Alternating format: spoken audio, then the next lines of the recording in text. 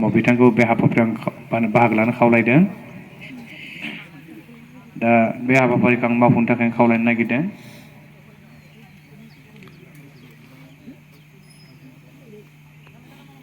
दा बे हाबाफारियाव बाहागो लानाय गेदेमा आलासि बिथांमोनखौ बे समावहाय बे हाबाफारिखौ आङो फारिव बिलिरनाय हाबाफारिखौ मावफुंनो थाखाय गुरै खावलायबाय। जोंनो नांगौ गोजोन जोंनो नांगौ गोजोन जय बर' हारिनि जय बर' हारिनि साबायखर थाबाय बे हाबाफारिखौ मावफुंनो हानायनि थाखाय। आरो बे समावहाय आङो बिबुंथि लाखिहोगोन।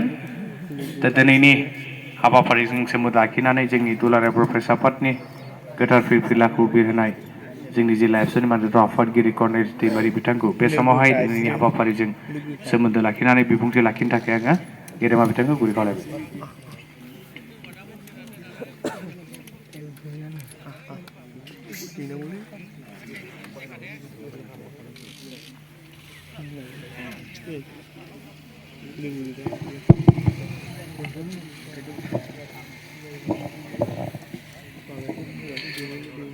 दुलाराय बर' फरायसा आफादनि 52थि गायसननाय सान, बे सानखौनो दुलाराय बर' फरायसा आफादा बाक्सा जिल्लायावहाय बाक्सा जिल्लानि हेफाजाबाव खुंनाय जादों।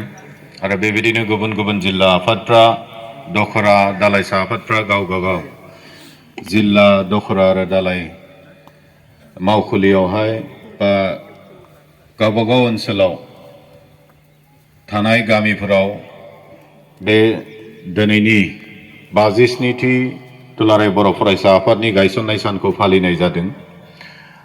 बेबायदिनो उदालगुरि जिल्ला दुलाराय बर' फरायसा आफादा माजबाद दखरा दुलाराय बर' फरायसा आफादनि हेफाजाबाव निजोरापारा गामिनि बे गेवलां फोथाराव खुंनो थाखाय जोङो आवगायदों बा जों खुंदों। बे हाबाफारिखौनो दैदेनबाय थानाय उदालगुरि जिल्ला दुलाराय बर' फरायसा आफादनि मानगिरि